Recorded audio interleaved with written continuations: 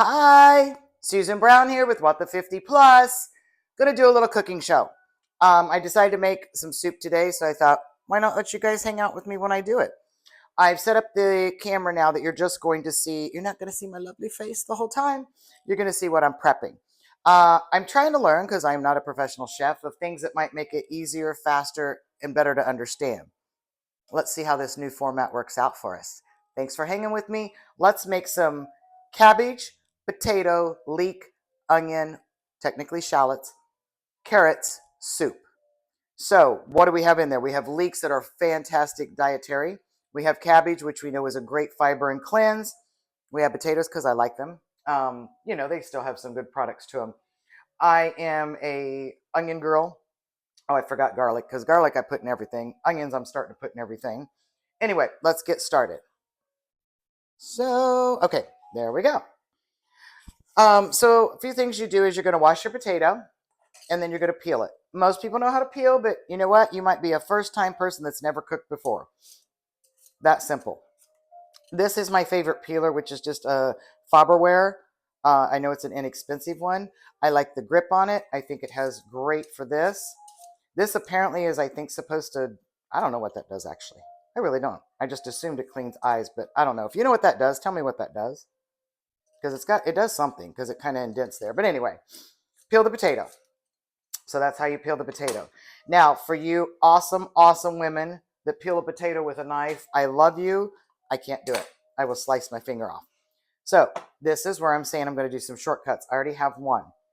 I like to cut them into cubes for my particular soup. You cut it too small, it turns into mush. However, when this is finished, I will do a part two that I pull some of these potatoes out and I put them in the blender so it creates a creamy without having to add additional milk to kind of get that cream of potato, cream of leek soup, but a little bit healthier. So anyway, that's my preference. I will do that about the same size if I'm going to make potato salad. I cut mine up. Some people like to cook them whole and then cut them later. You know what? You do you. Whatever works for you, that's what you do. Next is carrots. I'm sorry, let me go back. I'm glad you guys are so patient with me. Peel the carrot. Again, that easy. Now, something I'm going to tell you, because you know I have my garden. I'm going to set those back to finish it. I, of course, save my scraps. I will chop these up and either spread them throughout my garden, or I'm going to tell you another thing that I like to do. These are very, very high in nutrition. Your potato skins are very high in nutrition. When you've made them this thin, you now can put them in your juicer and make a juice with this for your drinks. Okay, so we're just going to pretend that carrot got peeled. It got cut and cut in half. So yeah, you can see it. Cut again. I say use a very, very sharp knife. As you can see, it makes my life so much easier. If you're fairly new to cooking, maybe not. No, I don't know. I told you before there are a couple different kinds of gloves. Let me pull those. Sorry, I am fighting allergies, so I'm doing a lot of snorting. This is a particular glove. It's actually made for grilling and for those grill masters, but it is resistant. So it's great if you're fairly new or you've been cooking a while and you know what? You're just not good at chopping. I'm going to show you one more because I should show you the correct way to do it also. And you should do it like this so you don't cut your fingers. I do it like this because I've done it so long, but this is a smarter way to do it. So I don't want to mislead you. Let's see, it's just as easy. You notice I kind of did a chop down, which is not normally how I do it. Normally I would do a chop and slide. The reason I do that is it breaks them up. Otherwise, they stick together sometimes when you don't get a good chop. This is going to be an example of one. So far you see, there's going to be obviously more. I think I have 1, 2, 3, 4, total of 5 potatoes out. I pre-cut 3 carrots. Okay, so potato, carrot. Those are going to cook together because they are about the same texture and will need the same time cooking. You're going to notice some of the other stuff I'll add a little later. Garlic. I love garlic. Garlic is so good for us in so many ways. I'm going to go back a little FYI too. As groceries have gotten outrageous, I have gone back to, well, I've actually increased my garden. So on your carrots, whoa, I recommend about that. Get this wet, put it in water. My recommendation is filtered water or distilled water, not just straight from your tap, because there's a lot of chemicals that will actually probably prevent this from growing. Put this in here. Check it every day. If it needs more water, add it. Make sure you keep this moist on top. The water's going to get a little, so make sure you're taking this out, dumping the water, washing it, putting it back in. Once you start seeing some little green stalks here, it's time to put it in the soil. Now, for my northern girlfriends who just commented the other day and said, yeah, nice for you, you can grow it in the winter. You can grow it year round. All this needs is soil and sun. So put it in a window with some sun. I know it feels like sometimes from Indiana, you go 4 months with no sun, but that's not really true. And you're always going to have a filtered sun. So if you have to do that during the winter to get it going so it's ready for you in May to really put it in there, that's what I recommend. I am not a grow from seed kind of girl. I don't have the patience. Again, if you do that, that's awesome, but that's not me. Grow it. Potatoes. Same thing with the potato. You know what? That's fine. I need to peel this more, but see all those little guys? And I don't have any right now. Usually do I? Anyway, or a lot of times your potato will start growing eyes. That's your potato growing. That's your sprout. Just cut it. Again, put it in water for a little while till you really start getting some sprouts. Stick it in. Both of these, and look for a little bit more guide, but typically I have about that much. Again, I'm a woman, don't know measurements, but I put about that much dirt on top. So that's how far I'm burying it. Same thing with these guys. So even if this has a little spout, don't put your soil right to the top. They need to go under the soil a little bit more. So there you go. You're going to grow potatoes and carrots. Voila. And where I thought of that is garlic. Same thing. That's your guy. Just chop it. Take this, I was getting ready to say the skin. Anyway, whatever that is. Stick it down and start growing it. So garlic. Very easy way to do it. Chop off that end. So look, that's the end where it got cut from the plant. Then have that end sticking this way, or the way if you're left-handed.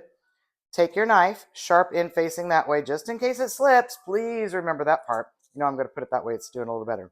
And just go. Just like that. Literally, that's it. So we all struggle getting this stupid paper stuff off. I was a little bit more gentle than I normally am, to be honest. But still, look at that. Just like that. That's that easy. Not a bunch of down here you're trying to clean and accidentally gets in there. So now you're growing potatoes, you're growing carrots, you're growing garlic. Yay. Flip that over again. This I cut very, very, very teeny because I just want it actually to almost liquefy. So I am going to put it in with the potatoes and carrots because when it's this small, it will actually turn into like a little bit of a garlic liquid taste, which is awesome. But gadget. I love my gadgets. Okay. You can also use a garlic press. So this one's same. Whoops, that one's got a little bad spot. Okay, guys. Also, let me show you this. See that little bad spot? It is not all the way through. If it were, I would throw it away. But, okay, half of it. But that's okay. You still have this. This is where we save nickels and dimes, and those things adds up, and we get to go out to eat or take a vacation. This is, I believe, Pampered Chef. So I am still a huge Pampered Chef fan. Put it in there. Squeeze. Comes out. Take your knife. There's a little bit. Now remember, that was a very, very small piece of garlic. Now you take this. See the little rubber thingies? And that pushes that out enough. This is fine. I don't have any skin on it. I feel like it needs a little more chopping because that's, for me, just a little bit too big a chunk in my mouth of garlic that I want. So I'm just going to cut it. Got some extra carrots hanging out. Okay, where are we now? We have potatoes. We have carrots. We have garlic. Onions. I use onions, but today, and for what flavor I want with this soup, I'm going to use a shallot. How do I tell you the difference? I'm not sure. I think shallots may be a little bit sweeter. I don't know, guys. I don't know if anybody knows a better description. Just some things I like this flavor, and some things I'll use a yellow or a white. So for me, and I know there are a bazillion ways to cut an onion. My intent is also always to kind of be a little bit less messy. So some things I'll do a few more steps just so it doesn't make a mess. I have a girlfriend that just chops the crap out of it and onion goes everywhere, and I can't do that. I will have a panic attack. So I cut off each end because then that makes it easier. I did a little slice here just so it lets me peel. People always ask, how much do you peel of that? It depends how much you need. Sometimes you could just do this little outer layer. Sometimes I just feel like I need to go an extra one. This one I don't. It was pretty good with just one. How I like to do it. Again, you do it the way you want. I'm showing you how I like it. Sometimes you could take what you like, what I like, and modify and make it perfect, because that's what I've done over time. I have watched people cook and then go, hey, whoa, wait, how'd you do that? Okay, yeah, I need to change that up a little bit. So now you can kind of see how thin, very, very thin. Again, I'm going to put this in with the potatoes and carrots that take longer to cook. I mean, that's teeny, teeny, teeny, you can see. Because I want it to liquefy again. I want the flavor of a fresh onion, fresh garlic, but the longer cooking time with it, make sure I don't get that little skin, will make it a little bit more liquefied. Now, I didn't show you on the last cut, and I should. If you're not really good at cutting, or you're fairly new, do not do that last move I did. So I'm just going to show you one more time. When I get here, I do it like that, but that knife can slip. So again, maybe just throw that bigger piece in there. It won't hurt anything. Okay, where we at? Leeks. Leeks. This is a leek. You might have just thought it was a huge green onion when you saw it at the grocery store, because that's what I did the first time. You have probably had leeks in some restaurants in some meals and didn't know it, because they do use leeks a lot, especially Asian. Asian uses it a lot. This guy is so good for you. So good for you. I can't even tell you all the things. You just have to Google it and find out for yourself. But add it to your diet. It is not an onion. Well, I don't know if it's an onion family or not, but it doesn't taste like an onion. To me, it's almost like a very, very mild onion flavor. And I hesitate even saying that, with a little bit of a mild cabbage. So it's on its own. Try it. I don't eat it raw. You know what? I've never even tried it raw. So here we go. Let's see.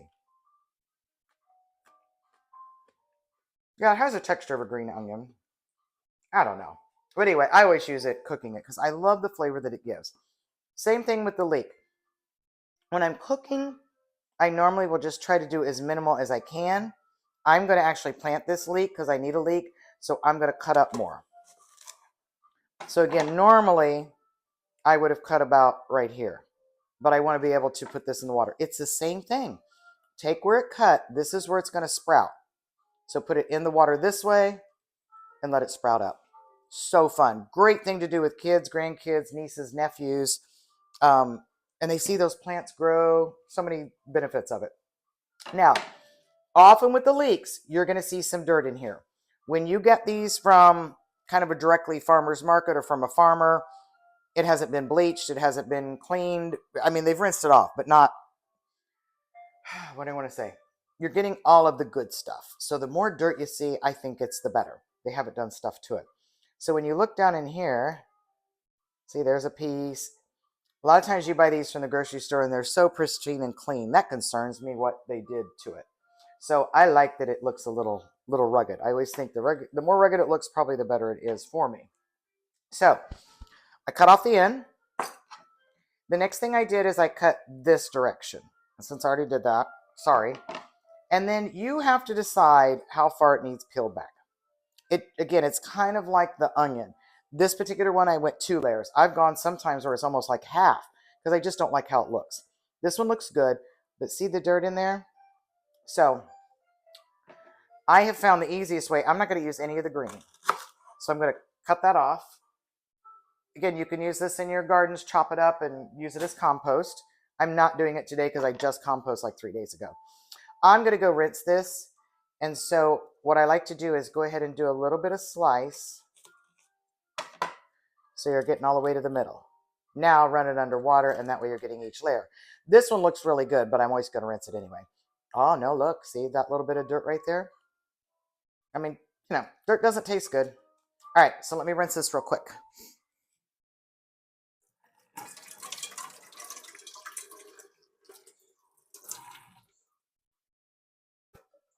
All right, so we're back.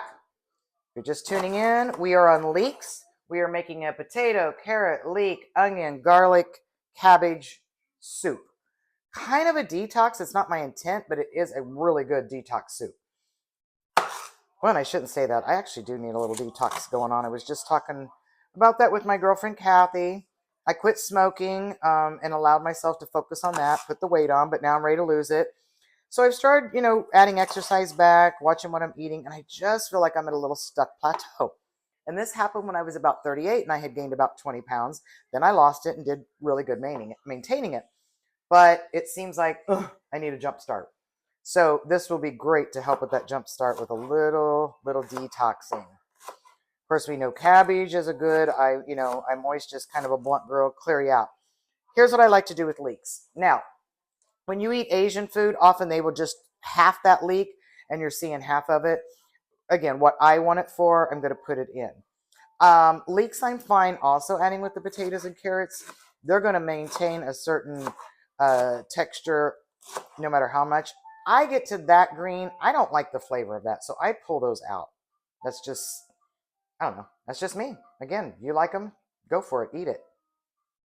Green onions, I will cut those up and use them, but I just feel like the texture changes a little bit when it gets to that more green.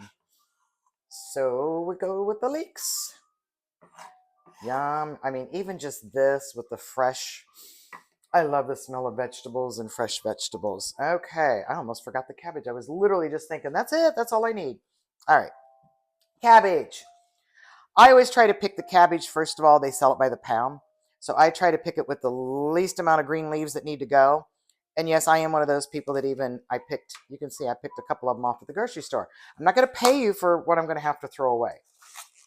I don't know. It's just my opinion. And so far, they haven't asked me not to come back. So cabbage, same thing. I have a beautiful cabbage. I'm going to do a garden video later today to post. Cabbage. I would cut this amount either way, so it doesn't matter. Now, cabbage is a little bit different. We've been doing this for the carrot to grow, for the leek to grow. No, cabbage is going to go this way. So you're going to stick this in the water. Again, change your water, watch it. Once you start getting some little babies here, go stick that in the soil. I did about the same here. I think I told you a little bit more for the potatoes and carrots. This one, depending how much, you can cut it. You can have more. I just need my cabbage for my soup. I mean, you can make it thicker. This is so cool and so exciting right now. I haven't grown cabbage since I lived on a farm growing up. I have 3 cabbage heads, 3 coming from 1. We're trying to save money, guys. This is how we're going to do it. Plant this cabbage 3 for 1. There you go. So I'm always about trying to save money so I can spend it somewhere else. I'll be honest. I do it so I can go maybe splurge at a fancy restaurant, go get a massage. I do put some in savings. I shouldn't say that. I do save really well. But I also put it back on me. I feel like I earn it and I deserve it. So this one is not bad. It has a little bit of core. Normally what I do is I cut the core after I'm finished. This got a lot of core. So actually, you know what? I should probably show you on that. What I like to do, cabbage breaks down really well.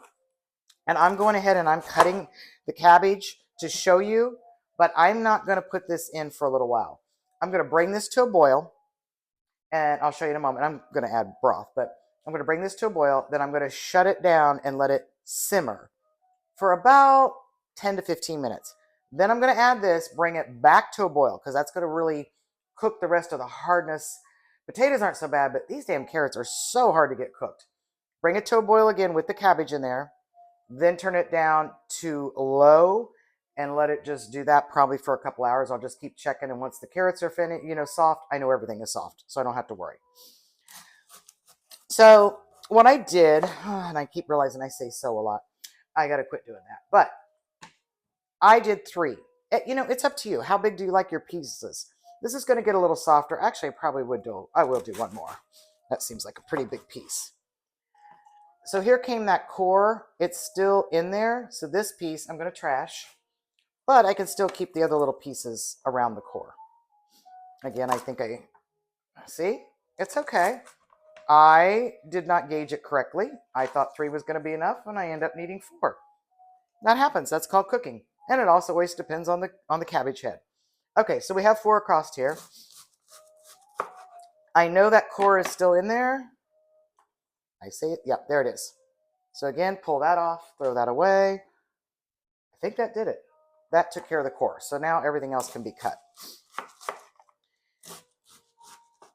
At this point, I'm getting a little uncomfortable because my fingers are like right there. So I'm going to slide that over and flip it. You know what? Let me get this out of the way because you're not seeing what I'm doing. As you put this in here, separate some of these pieces. See how you have that?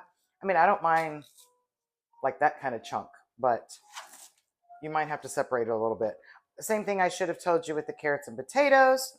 You want to check those little pieces and do that. So now I flipped it over to this and I'll finish cutting it. I just feel a little bit safer doing it that way. Okay, so we have cabbage. You know, I just put the cabbage in there, didn't I? Well, anyway, you know I said don't do that. I'm not going to pick it out. That's fine. My cabbage is just going to be a little softer than I normally like it. All right, let me get some things out here.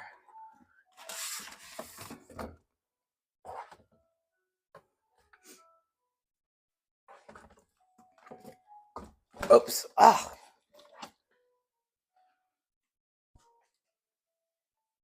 Now, when I make any soups, you know, normally it's going to be my chicken broth. Once in a while, I will do vegetable or beef. This one I feel is better with a chicken. I will do 1 to 1. I will do 1 chicken broth. Can you see that? Yes. And 1 bone broth.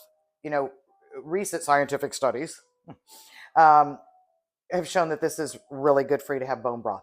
This is very strong to me. If you can work up to that level, I would say it would be great to just only use bone broth. Again, for me, it's a little bit strong, so I have to dilute it.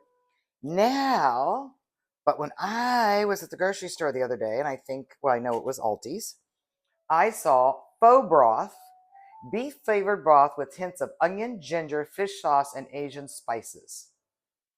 Not this dish, but I will be using this not just for a faux, but when I make my broccoli beef, I think I'm going to do this because I love onion, I love ginger. I forgot my ginger. And Asian spices, so yay. But I am thinking I found, now, it drives me crazy. I've heard ramen and ramen noodles. I think it's ramen noodles. Chicken broth with hints of sesame and ginger. So I do have ginger, but I'm not going to cut it up today. Ginger's a bitch to cut. And we'll do an episode one of these days. So I'm going to use this to get that ginger and even a little sesame in my soup. Always check your dates when you're buying. And the reason I say that is I went to get this the other day, and this one's March 21st. So I have plenty. I use one of these at least once a week with something. But the date was going to be in like 2 weeks. So I went 3 boxes back and found this one, March 21st. You know what? Again, don't be shy about doing that. It's our money. We need it to last as long as we can. And there we go. Now, here's some pros and cons. Yes, I will make my own chicken broth. I just don't have any right now. So a lot of times I will get a whole chicken. I'll cook it in this pot. And then once I drain it, I will save that chicken broth for me to use. That's the best way to do it, still adding in the bone broth. Here's why. 4 servings. So I use the whole thing. So this is 4 servings, but this is based on 1 serving, which is 1 cup. 740 milligrams of freaking sodium. That's a lot, guys. That's a lot. But keep in mind, because that has that sodium, I'm not going to have to add as much sodium to the soup. So it's already going to have that sodium in there. Okay, so that took the place of my chicken broth. So I don't need my chicken broth, but I still want to add my bone broth. Shake it up well. I love these little designs there. I also like this, you know, a can is fine. I try, even though, you know, I'm looking at my cabinet going, there, well, there's half of it, but I try to eliminate as much plastic as I can. So I like this container. And let's see, you know, here's my little spiel because I like to do my little spiel. Each of our Simply Nature products is free from over 125 artificial ingredients and preservatives. When it comes to eating well, the simple choice is Simple Natural. You know, I just freaking lose my mind when I read something like that, because why should a company have to spend the money to tell you it's free of it? That shouldn't need to be on there. What should need to be on there is any product where they're using artificial ingredients and preservatives and having to put that, make them pay for that additional announcement. We'll see what happens. Hopefully that will get resolved. This one's not as bad. It's 110 milligrams. I mean, you know, have to have some sugar, salt, sorry. Ooh, sugar. What do we have on sugar? 1 gram. Not bad. You know, we do have to have some flavor, or we're not going to eat, and then we're going to binge and eat really bad. But watch it. Just watch your products when you're buying them and see what the sodium is. So, this is the soup. Let's take you in there. Okay. Now, I still am going to add my favorite. This is just, I love this stuff. I love 2 things. Let me grab the other one, depending on what I'm doing. So I'll jump to the other one first. Fajita seasoning. It's just fajita seasoning. And you can read, there's all the in there. Salt, spices, garlic, onion, blah, blah, blah, and some shit we shouldn't have. But this is, I will use when I'm doing beef or pork, not chicken. I don't know. It's just, again, my preference. But this stuff I will use on anything. It is Cavender's all-purpose Greek seasoning, which sounds funny, Greek, that you think, well, I'm not having a Greek meal. It's just the seasonings they use. I mean, there's onion, there's pepper, there's salt, there's garlic, there's parsley, there is sugar, and yeah, some bad words what we're not supposed to have. But again, I like to have a little bit of seasoning. 13 ingredients, no other spices necessary. Okay, trying to see if whatever. 251 milligrams of sodium. I told you, we are just like saltaholic society, and then we wonder why we have all these health conditions. But oh well. Normally I'll do the sprinkle around to cover it. We'll let it cook that way. I'm probably going to need to add more for me because I do like a lot of flavor in my soups. Now, what else can you do? So once this is cooked, again, these are vegetables that take a while to break down. So I don't want to put my other stuff. Once it's over, I never make soup to eat the same day. I'll be eating this tomorrow. I like it to sit overnight. So once this is finished, what I will do is I'll cut up and probably put some cilantro, some parsley, and I'll put it in, let it sit overnight. And then when I heat it back up tomorrow, that will break down just that little bit of herb, so it won't get overcooked. Does that make sense? So do that. The other thing I will probably do, it varies. Sometimes I'll fix a little rice, put rice. Sometimes I'll do some noodles. Sometimes it's just soup. I am feeling it because I just picked this up the other day. Couscous. So I'm going to make just a small serving of couscous tomorrow when I get ready to eat. I'll make the couscous. I'll put just a spoon. I don't need a whole lot of it. Just put that and then put the soup on top of it. So every once in a while, you know, I'm just going to get a little, I mean, they don't get much bigger after they cook, a little bit bigger. But I'm just going to get that little pasta taste in there. I don't know. I like it. That's just something I do. You don't have to. Again, but if you have a suggestion, I would love to hear it. Always love to improve.